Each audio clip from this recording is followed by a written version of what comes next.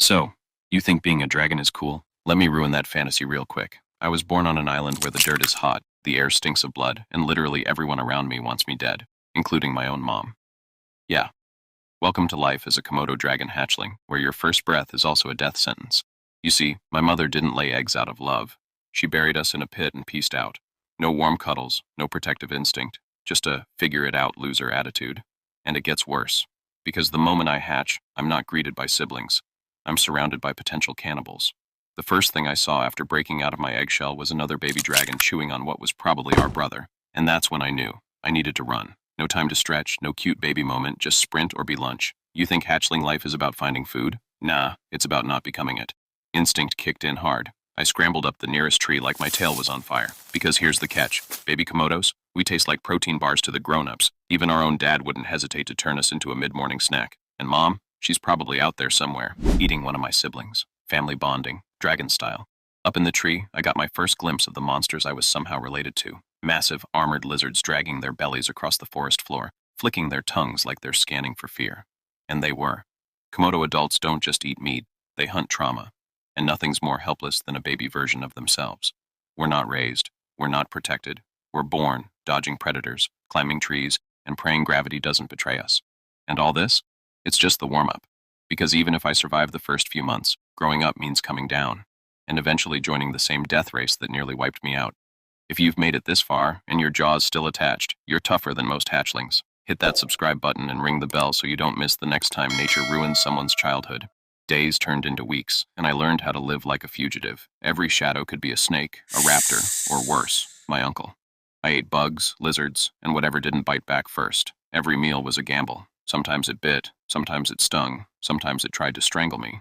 I once swallowed a centipede that fought its way halfway back up. That's how you get humility the Komodo way.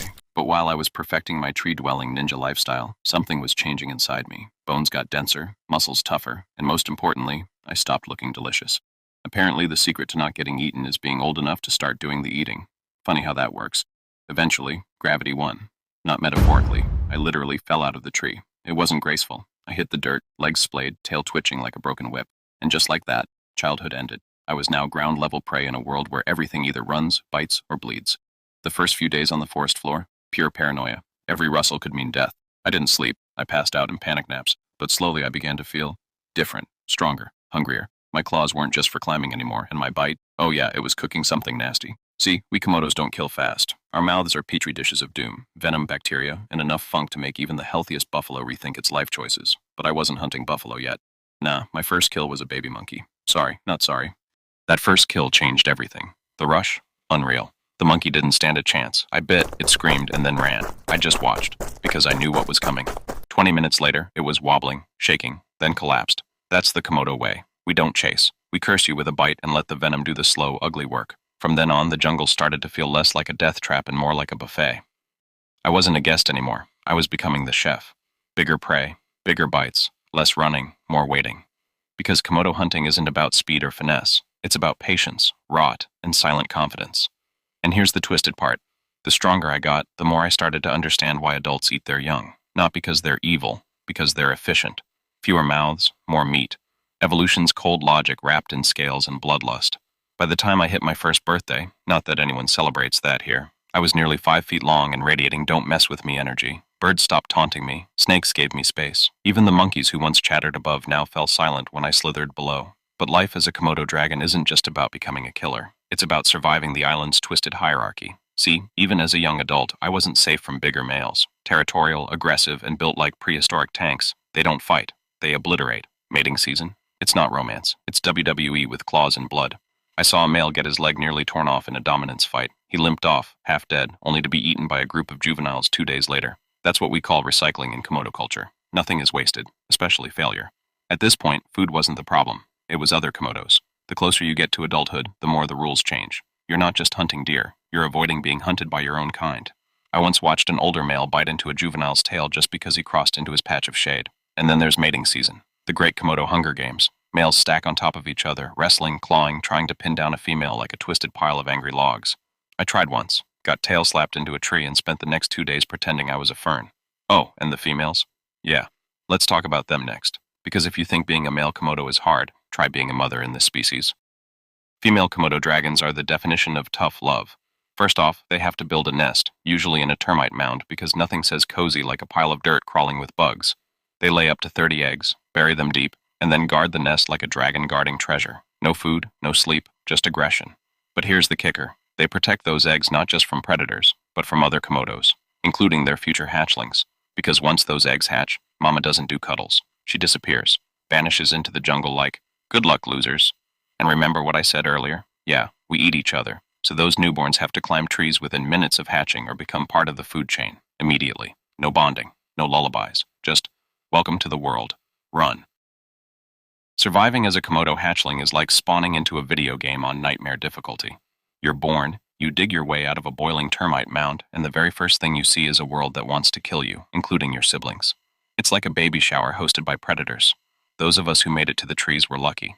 Up there, it was a different world, still dangerous, but at least the branches didn't bite back. I'd spend hours watching the world below, dragons tearing into deer, scavenging carcasses, sometimes even each other. That was my future, and somehow, I couldn't wait. Because for all the horror, all the backstabbing, tail-whipping, and occasional cannibalism, being a Komodo dragon meant one thing. If you survived the hell of being born, you became the hell others feared. Want to know what it really feels like to be nature's most misunderstood monster? Drop your thoughts in the comments. I dare you to describe a rougher childhood than mine. Ever seen a Komodo dragon basking in the sun, still as a statue? Looks peaceful, right? That's a lie. Inside, we're calculating, measuring the shadows, scenting the wind, remembering every bite and betrayal we've endured. Stillness isn't rest, it's readiness. Because even when you're full, even when you've claimed your turf, nature doesn't hand you peace. Parasites invade your gut, teeth get broken, old wounds reopen, and one day, a younger dragon, hungrier, faster, dumber, wanders in and decides your time is up. There's no retirement plan, just one last fight, and maybe, if you're lucky, your meat rots in a spot with a good view. By now, you're probably thinking, hey, at least Komodo dragons are apex predators. That's gotta count for something. Let me stop you right there. Apex doesn't mean safe, it just means we die less gracefully. Sure, we don't have natural predators once we're big enough, but you know what we do have? Heat stroke, dehydration, territory wars, mouth infections from our own filthy bites. And humans. Oh, right, humans. They come in with their cameras, their cages, and sometimes their guns. They call us ancient, majestic, endangered. They also build roads through our nesting grounds and dump trash into our rivers. Funny how those two things go hand in hand. And when one of us dares to defend what's left of our land, it makes the news. Komodo dragon attacks tourist. Never tourist invades dying ecosystem. Sometimes I wonder if we were always meant to live like this, walking fossils with venom in our gums and hate in our guts. We're survivors, sure, but at what cost?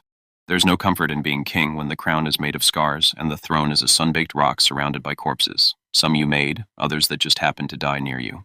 Every Komodo learns early. You only live long if you keep others from living longer. We don't raise our young. We don't mourn our dead. Hell, we don't even blink much. The jungle isn't poetic. It's a meat grinder wearing a green dress, and we're the blades and the bones caught in between. The worst part?